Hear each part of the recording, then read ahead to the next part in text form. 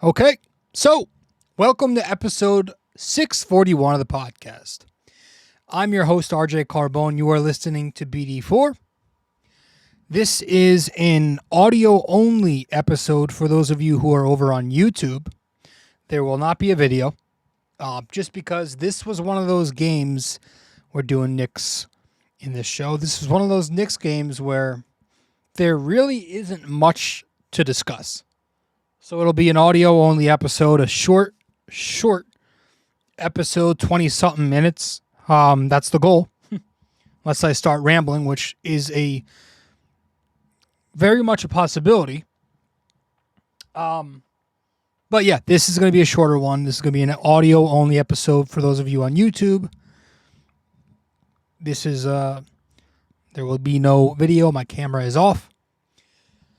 I'm just not in the mood to really dive deep because this was one of those games. I mean, the Knicks lost 79-74. So, like, what really is there to discuss, especially with another game coming up against this same team this week? So, let's talk. Welcome to the podcast. I'm your host, RJ Carbone. You are listening to BD4, where there's no better way to get your Yankees and Knicks analysis. We also do MMA. Yanks every series, Knicks every game, MMA on occasion. Let's get to it. Anthony for three. Bang! That one goes down, and the game is tied. I'd like to take this chance to apologize to absolutely nobody. The Yankees are champions of baseball. Shaking and baking. Right here on the neophyte. You guys trying to close the show. She was doing a great job of feeding that. It's over.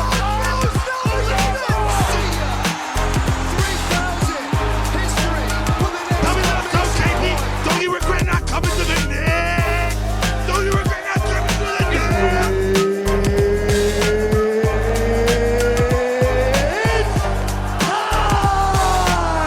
Game over. World Series over. Yankees win. The Yankees win.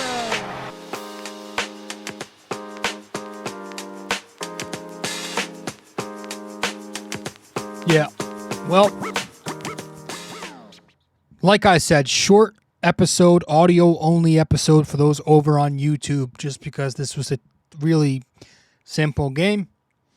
The Knicks lose to the Sixers. Hate Philly, will never like Philly. I always think Philly is I've always thought they were a very fraudulent city. Try too hard to be like New York and do a very poor job. If anything, they bother me as a New Jerseyan. Get out of our state. South Jersey is practically a blend. But I hate Philly. I hate their sports teams, and I always hate losing to them. But, like 79-73. Like, yeah, it's a weird game. This was a bad game for the Knicks. Bad game for both teams, but one walked away with a win, and one walked away with the L. We got some injury news, I guess, pregame. OG Anunoby didn't play. I'm hoping he could be back by Tuesday. Maybe they wait until the West Coast trip coming up on Thursday that starts. But the news that we got, not really promising news, not shocking news. If you're one who's not exactly optimistic like me, it wasn't shocking. But Bagley put out a tweet earlier saying that there's concern around the organization regarding the Julius Randle injury as to why it's taking so long. Remember it was it Woj who initially put out the report weeks, not months. It's fucking, the injury happened on the 27th of January. And, it's March 10th. And it seems like it's going to be a bit still. There were people hoping he'd be back by All-Star break. My prediction was that he would be back in March. It seems like this is just me freestyling. best case scenario, we see him in early April now. And they're like, who knows? Maybe they hold him out until the playoffs. Maybe he gets the surgery and he's officially done. Regardless, I have the same stance. Very, very skeptical and not exactly optimistic when it comes to Julius, because even if he does return, I just don't see how effective he's going to be with that shoulder. I know it's not his shooting shoulder, but it's the shoulder he uses to create space. He plants that shoulder into your chest to create offense. When he's on the post, he uses that shoulder. So, and you don't think teams, especially teams like the Heat, 30 team, are going to know that Julius has a shoulder problem? Come on. You know what teams are going to target. So that was the news earlier before the game. But the game itself was brutal. It was abysmal. It was kind of embarrassing. It was kind of unacceptable.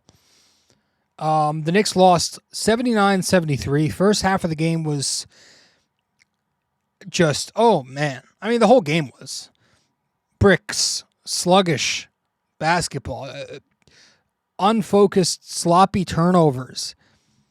Dante knocks a couple shots down at the end of the first quarter where it's 15-15. But they continue to brick in the second quarter. Brunson gets a couple to finally drop in the end of the second quarter. But he had his worst game of the season on both ends. 37-31 at halftime, Philly. Third quarter, you got the same exact thing from the Knicks. Philly was a little better, and it was 63-56. And then the fourth quarter, it was just the same old trash. And so that's how you lose 79-73. And I mean, what is there to really dive into? The Knick offense, they need help. They need a ton of help as soon as humanly possible. That's it. Credit the Sixers. I thought they did a nice job. They were doubling well. They were rotating off the help. When they did double, right? I thought they were trapping pick and roll early and forcing, especially Deuce McBride, to make decisions quicker than we know he usually likes to. But most of all, Philly did a really good job of packing the paint on every single Jalen Brunson drive. They were selling out on Jalen's drives. Every time he drove down the lane, every time he attacked the lane, you had, I want to say, 3+ defenders down there. They were throwing length up top at him. And so when they did help, the outlets that Jalen Brunson has right now is very limited. He has 0 outlets to go to. And that's where you're seeing this lineup start to show its faults. This lineup where you have Josh Hart at wing, Precious Achiuwa at 4, and a big. It's really good defensively. It gives you a certain floor. It's always going to keep you in a game. That's one thing you could say about this starting lineup, that it's so good defensively, it's going to keep you in a game. But at the same time, it's so bad offensively, it's going to give you games like you just saw, where you score 73 points, where you held the other team to under 80 and you still lose. And that's because of the lack of offense, the poor spacing and gravity that this lineup provides.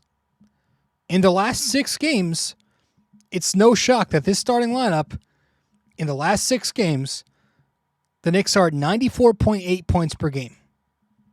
That's obviously dead last during that span. They're 24th in offensive rating during the span. They're shooting 40% in the last 6 games. That's dead last. It's all you got to do is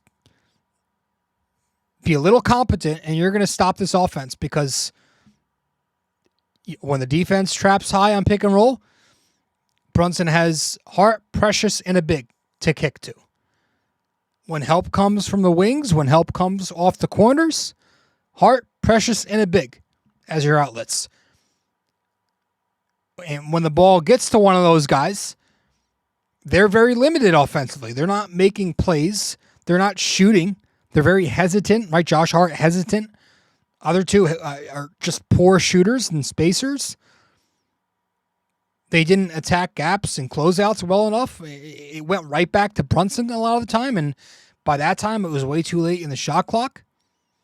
And so when you take that and you add it to Brunson tonight not being able to throw a friggin' beach ball into the ocean, and then his only shooter in the starting lineup next to him, Dante DiVincenzo, who's been off kilter for a little bit now, you're getting nights like this because you're asking these role players to do way too much. And at the end of the day, role players are going to be role players. That's it. Dante DiVincenzo was Superman for a little bit there. Really good. But now we're kind of back to reality because that just wasn't his role. Like, he's being asked to do way too much. We forget. You know, he's being asked right now to be this secondary ball handler, to create offense. He's out there snaking pick and roll. He's the go-to scorer next to Brunson when Brunson's off the floor. We forget sometimes this is a guy who the Knicks paid mid-level exception money to because he's been so good. So we've gotten so accustomed to that. So when he plays, when he has nights like this where he's closer to the mid-level exception player, we were like, oh yeah. Like, yeah, he can't just be Superman every night. Josh Hart, he's out there playing 43 minutes a night now. Right? He's out there now with limited options, so he has the ball a little too much. And so when he has his off games, he's like very, very hard to watch. It's brutal. There was a possession. He was on the weak side corner. The Philadelphia defense in the first quarter just completely ignored him. Disrespected him as if he wasn't even in the arena. And that's what you're going to get. And that's not his role, to shoot. I get that. But the dude, you got to take the open look. But right now, he's being relied on so much just because the Knicks are extremely shorthanded. When/if they get healthy, he won't be on the floor 43 minutes. Hopefully, back to his normal 30-minute role. I would like that to be closer to 25, if we're being honest. But that's a different conversation. Precious Achiuwa. 36 minutes tonight again. He's out there closing games. Talk about that in a second. That's not his role. That's going to be Randall's role if he returns. Isaiah Hartenstein was a plus 10 tonight in a game where the Knicks were horrible. But he was only able to play a certain amount of minutes because he's still on a restriction with the Achilles problem. McBride, he's just not a second unit initiator. He's in a role that he doesn't really fit. He doesn't have the handle to break down a defense. He doesn't have the greatest awareness and vision. Doesn't have the athleticism and the size. He's way too slow getting the Knicks into their sets. You think they're purposely running delay offense sometimes? It's like, no. Deuce McBride's playing point guard, but he's not really a point guard.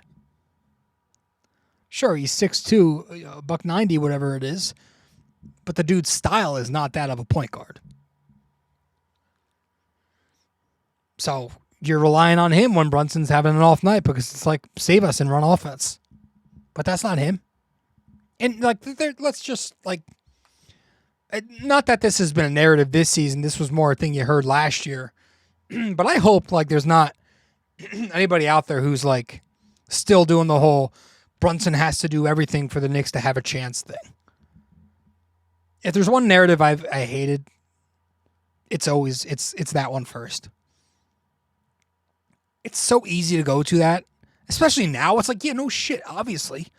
The Knicks are missing 3/5 of their rotation, sometimes more. They're missing a 25-10 guy. They're missing a 15 points per game defensive wing, who they were 12-2 with. The answer to last night's trivia question, by the way. They're missing the best offensive rebounder and best defensive big in the game. Like, no shit, they're relying on Brunson. But when they're fully healthy, there's no question the Knicks are, if not the deepest team in the league, one of the three. But they're just shorthanded right now. There's only so much these guys can do. And here's one. There's only so much Thibs can do. Now, Thibs took some blame tonight on Twitter. And I actually agree with some of it. I thought in the fourth quarter they're subbing out Bojan Bogdanovic late to go with Precious Achiuwa was interesting. I didn't love that. Considering it was a very tight game, you needed some offense. Josh Hart was very terrible. I thought you should have went Bojan and Precious at 4 and 5. I mean, you're playing Paul frickin' Reed. You needed creation and spacing. You could have gotten away with it there. So I thought that should have been a change. Absolutely agree with that. But at the same time, not going to sit here and blame Tom Thibodeau for the Knicks players missing 75% of their shots. You know, at the same time, Bojan Bogdanovic makes a pretty bad impact on the game if his three-pointer's not falling. And with Philly playing a pressure defense, all you have to do is force Bojan to make decisions, which he is very poor at.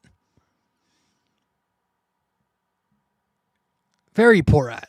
He has trouble making decisions. He has trouble attacking closeouts sometimes and dribbling.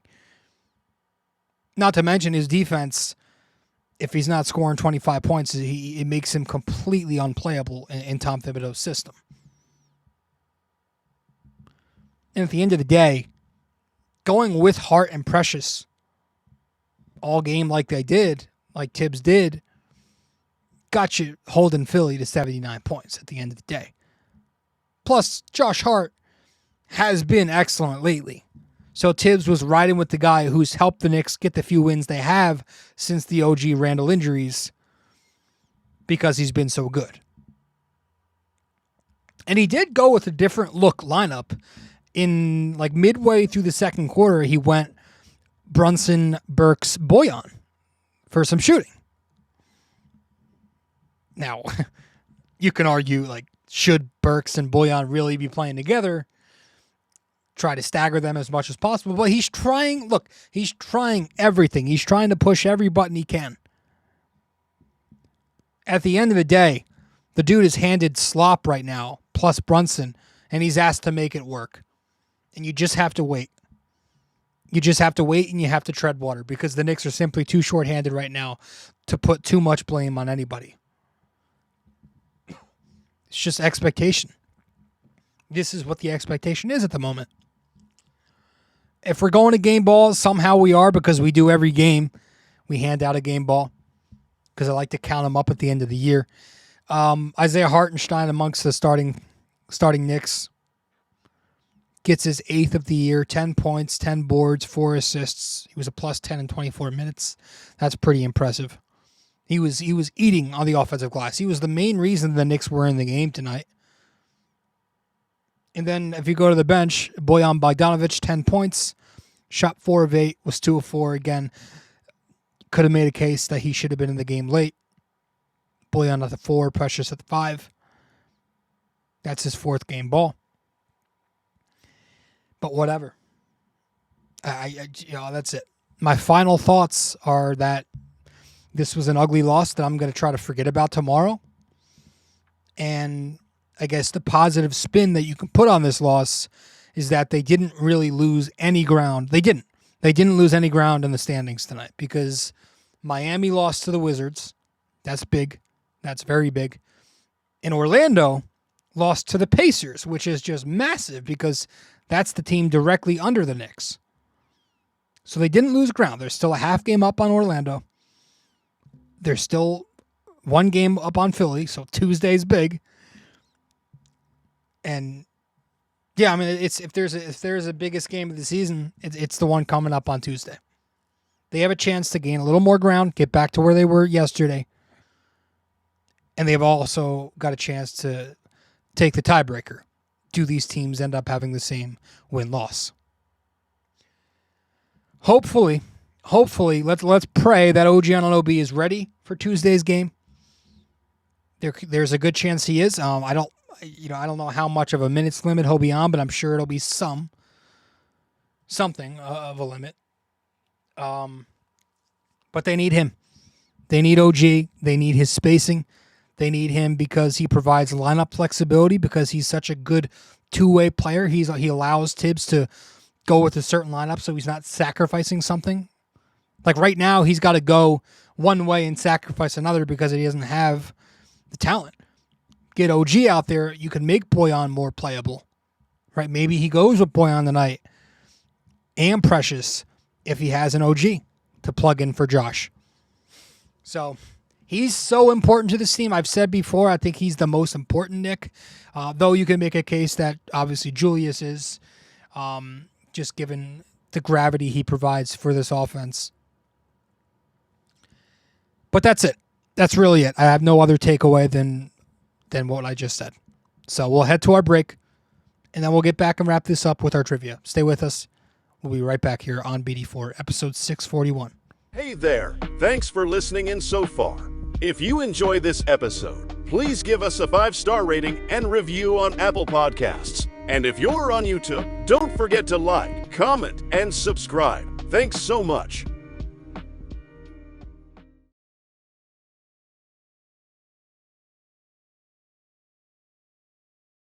You can follow us on social media as well. On Instagram, we're at BD4Pod and at Rob J. Carbone.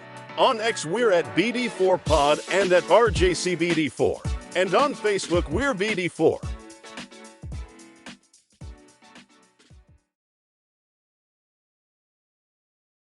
If you're interested in our website, just go to www.bd4blog.com.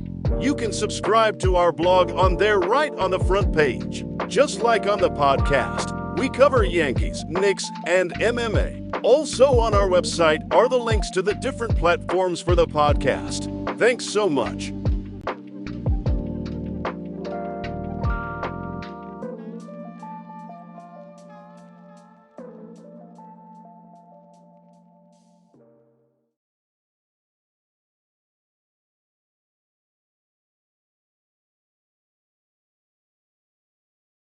Studio 69 Productions is a podcast production agency created by Leo Rodriguez to allow content creators to market their podcast.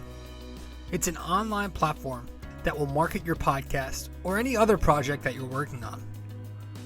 Get in touch with Leo Rodriguez from Studio 69 Productions.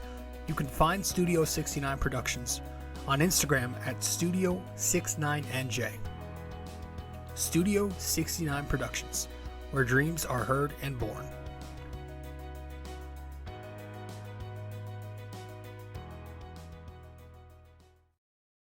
Thanks for listening to BD4, where there is no better way to get your Yankees and Knicks analysis. We also do MMA, Yanks every series, Knicks every game, and MMA on occasion. Okay, welcome back. Welcome back to episode 641 of BD4. I'm your host, RJ Carbone. I appreciate you stopping by and tuning in. Thank you for listening. Let's wrap this up with our trivia question. And in this episode, our trivia question is, which player has logged the most minutes in a single season in Knicks history? Which player has logged the most minutes in a single season in Knicks history? And that's total minutes. All right, which player has logged the most minutes in a single season in Knicks history? Let me know the answer wherever you can reach me. If you get the answer correct, I'll give you a shout out in the next episode. But I think that is all we have. 25 minutes. Said what we needed to say. Not much to take away from this game. Just a really, really ugly game that, you can't say it was totally out of the blue. Jalen Brunson's on an island out here, and when he has an off night, that shit's going to happen. That's it.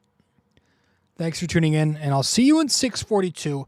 Now, the Knicks don't play again until Tuesday, so we have Monday. If I have the time, I'm going to try to get an episode out tomorrow night, maybe Tuesday morning, Tuesday afternoon. I'm going to try to get something out in the next couple of days covering UFC 299, because that was a very fun card, I thought, and I want to get my thoughts out on that if I can sometime in the next 2 days if I got the time. So that could be happening. Maybe we do some Yankees. Again, I'm going to try to find time for it. If not, we'll see you in 642 talking Knicks. But there could be a UFC MMA Saturday episode coming out between Monday and Tuesday. So just look forward to that. If I can get one out, I can. Then I will. So that's it. Thanks for stopping by. I appreciate every one of you. Thanks for listening. Thanks for watching. That's it. Later. This episode was brought to you by Anchor. Hey there! If you stayed the entire way through, we thank you immensely for it. We hope you enjoyed this podcast and that you come back for the next episode real soon. Don't forget to like, subscribe, comment, download these episodes, and share them with your friends as well. BD4 is a 5-star podcast simply because of you. And we'd like to keep it that way. Have a wonderful day. Go Yankees and go Knicks!